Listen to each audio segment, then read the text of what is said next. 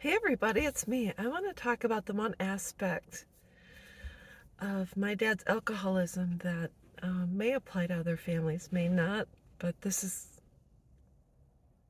a reason I believe a lot of addictions continue.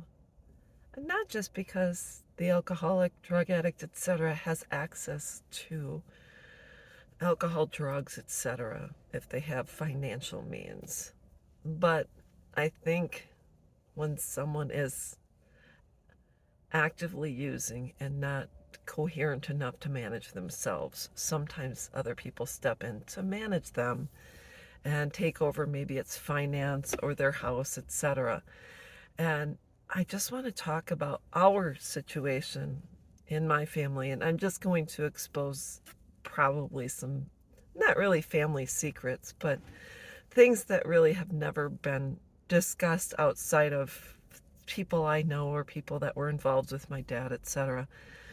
So my dad started drinking after my parents' divorce, and couldn't man and he had never really managed his money, and he was bringing in, I think, about $3,500, $4,000 a month off of his work, what the work he did, and then eventually his pension, etc., was significant. So the person that took over my dad's finances to help pay his bills and his rent and manage all of that was my oldest sister. And when my dad had set up two savings accounts for the first two grandchildren, which were my daughters, my dad would put a certain amount of money in the accounts. And I remember what had happened one time was I asked my sister to see the books. They used to issue savings books, and she never wanted to let me see my dad's finances, money, etc. And so one time I was in the car with her, my daughters were in the back seat. My sister runs into, I think we were at a gas station. She ran in to pay for gas or something, and I went in her glove box. I don't know what I was looking for, but there was the savings books for my daughters, and I looked in it, and there were all these deposits, and I think they had probably $2,000 in each account. I don't remember at the time, maybe. And I saw throughout the course of the ledger that there were also withdrawals for $200 from each book twice. So $400 from one, $400 from the other. And I thought, well, that's weird. So my sister came into the car, and I said, what's going on with this, with the books? And she said, well, I needed the money to pay my car payments. And I said, that's not what the money is for. You're going to sign these over to me today. And she did. And so I caught her then. And then years later, after I got a divorce, my credit was okay. But the money I was making, I think I was working part-time. I'd just gone to full-time, and you need full-time wages to get a mortgage. And so I was going to ask my dad for help. He always helped us, per se, had helped my younger sister with a car. And I thought, well, Dad, if you can, help me refi this house, I'll make all the payments. It's not a big deal. And my dad said he would. And so then I had to go through my oldest sister, and I said, I need Dad's financials so I can start, doing the refi on my house. And she said, well, Dad doesn't have any money. And I said, oh, that's not okay, because my dad, when he got sick with his drinking, when you're on when you're trying to get state insurance before your real insurance kicks in or something, like his pension hadn't kicked in. So it was required someone that was getting a certain sort of assistance through the state get only an allowance of, I think, $200 a month was what they were allowed. So my dad should have had a ton of money in the bank, and instead he had nothing. So I said to my sister, this is not going to work anymore. And so I actually took my dad, and I had him sign documents so that he could get his pension retirement transferred over to his new account into a different bank. And we got all of that set up. And then I said, what I'm going to do, Dad, is take you to the bank. You're going to take care of all of your money.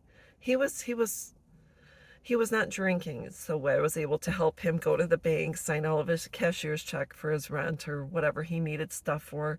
He'd get a certain allowance. He would get, I'd keep all the receipts. I told my sisters, if you want to see the books, we'll get you the bank account statements. Dad's going to sign for all of his own money. He's going to have and I'll get all the receipts for you for everything he spends, etc. So we went through all of that, and then my dad moved out to California. So then my younger sister, took over his finances and managed his money from there, and was able to set up different accounts for the grandkids and things like that. So, anyways, when my youngest sister looked through all of the books and looked through all of my dad's finances from the time my oldest sister took over until she took over, she informed me that she believes my oldest sister took between $70,000 to $80,000 from my dad.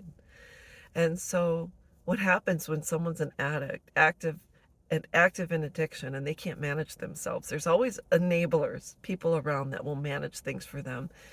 But you'll have someone, whether it's a sibling, a child, etc., enabling the person to continue the addiction so they can take from them or they can feel important.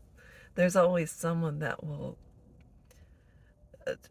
play on that person, utilize their inability to manage things, and the fact my dad didn't even care what was happening with his money.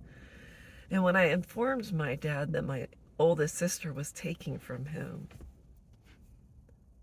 I didn't know the enormity of the situation, because my dad's take-home pay was probably $48,000 a year, I think. I can't remember, but it was about that. But my sister managed his money for many, many years. So when I said, Dad, so-and-so took from you, he said, Lori, it's my money. Don't worry about it and let it go. So it was not required the money be paid back. He didn't care. It's just the way it was. So I'm just letting you know that when there's an active addiction, someone is going to enable that person somehow so they can take advantage of them. You don't know who it is until maybe it's too late. Fortunately, in my dad's situation, he continued to have his pension come in, so he had enough money for his needs. He didn't really need anything, but fortunately, I took over. I was open book about the finances. Then my youngest sister took over, so fortunately, he was able to have money for himself at the end of his life, which meant we were able to spend time together. He'd take us to the Dells every year, etc. So look behind there's addiction. When someone is not able to manage themselves, someone will step in and they don't have good intentions. So that's another aspect. Just wanted to talk about that, and we'll be back. Bye-bye.